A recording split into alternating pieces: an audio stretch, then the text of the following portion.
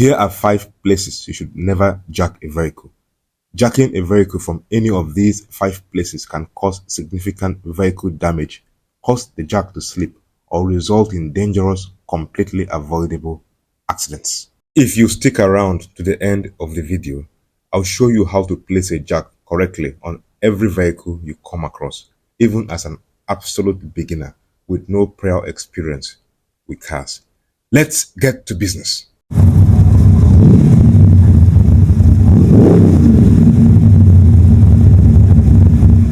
First, never place a jack on plastic body panels or the bumper of any vehicle, no matter how solid they look or how tough and formidable they appear to be. These components aren't structural, and irrespective of how they look, will break, bend or crack under the vehicle's weight once you place the jack and get busy with the business of lifting up the vehicle to achieve whatever aim you want with the vehicle up. Second, the engine or transmission pans under the vehicle are generally exempted from jacks and the jacking process. These pans hold fluid necessary for the proper working of the vehicle and are generally not meant to bear load. There's an exception here, however. If you are interested in removing a motor or transmission mount, for example, you may need to place a well-positioned jack in these places. However, that isn't done blindly or directly for that matter. What happens is that a strong, flat, sturdy piece of wood is placed between them, and this acts as a wedge between the jack and the fluid pan in question.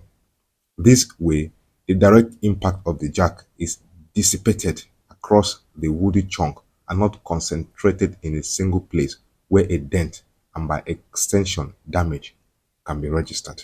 A word of warning here: any wood to be used here must be flat, super sturdy, and something that won't flex under the weight of the vehicle. This is very important, and for this reason, it's best left for those who have experience with this type of auto DIY jobs. If you are enjoying this video, like it, subscribe to the channel, and enable notifications so that you never miss another show and tell all video like this. Third, thin floorboards or the vehicle's underbody generally. These are thin sheet metal that can crush under the weight of the vehicle if you make the mistake of ever placing a jack there. As a matter of fact, the damage is often so precise that someone who observes it later would be excused for thinking that a large caliber bullet actually went through the place. There are places that look solid, especially along this rail, for instance. These places look like they can actually hold significant weight, but don't be fooled. Any attempt to jack up the vehicle in these places will end in catastrophic tears and damage, even if not as perforative as other places with thinner floorboards or underbody sheet metal generally. Fourth, a vehicle's exhaust components are another place where you should never place a jack for whatever reason. The exhaust system, like the extension, pipes, and muffler, are made of relatively fragile materials and will give way without any form of hesitation if you let them bear the weight of a vehicle. These components are designed for the singular purpose of taking out the exhaust gases out of the engine and nothing else. If you make the mistake of using them as jacking points, it will end in nothing but premium tears. Fifth, like the vehicle's exhaust components, the fuel tank is also exclusively made of relatively light metal or plastic, and its design isn't to ever bear the load of the vehicle by means of a jack. The fuel tank's main business is to keep fuel that powers the vehicle, nothing else. No matter how jacking the vehicle by the fuel tank appears to be a great idea, always refrain from it. It will bring you nothing but grief and huge repair costs. Now, done with the 5 places you should never jack up a vehicle and why, let's take a look into the places where you should actually place your jack, and importantly, why. First, the reinforced pinch welds of your vehicle. These are the thick folded metal ridges located just behind the front wheels and just ahead of the rear wheels. They are the manufacturer's designated jacking points and are clearly indicated in the user manual of each vehicle. These points are reinforced especially to bear the weight of the vehicle, and for this reason, they should be your first call when looking for where to place a jack. Second, if you have the need, the frame rails are another great place to position a jack and lift up your vehicle without any challenge. The frame rails are the solid, thick steel beams running along the undercarriage. These are part of the core of the vehicle and constitute its structural integrity. For that reason, they are solid and won't give way for anything, making them a great place to position a jack if you ever have the need. However, with this spot, always ensure that what you are looking at is actually the frame and not thin sheet metal body rails. For those who are relatively new to vehicles, this can be confusing.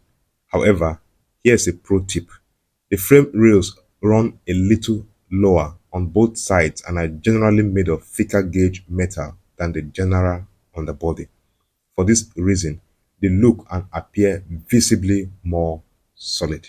Third, the subframe mounts are also a great place to position a jack if you have the need. The subframes are distinct independent units that connect to the vehicle's frame itself. These heavy-duty metal pieces achieve this with the help of mounts paired with internal bushings.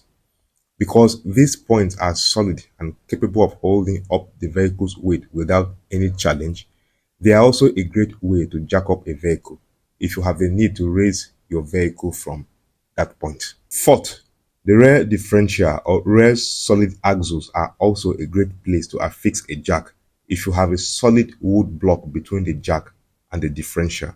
If you are using a floor jack to lift the entire rear end at once, you can lift from the dead center of a solid rear axle or directly under the rear differential casing, though you should always check your specific vehicle manual first. But generally, you should be good when you decide to lift up a vehicle here. Placing a jack right when lifting a vehicle not only assures you of safety when lifting the vehicle, it also ensures that no harm comes to you while you do it.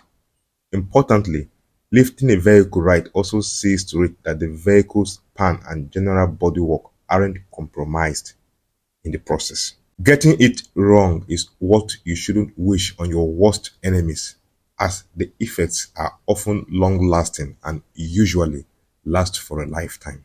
Now, to the million-dollar question. Which is your favorite jacking point and why? Let me know in the comment section below. Why pay a mechanic when you can simply do it yourself? This isn't goodbye. Catch ya on the next one.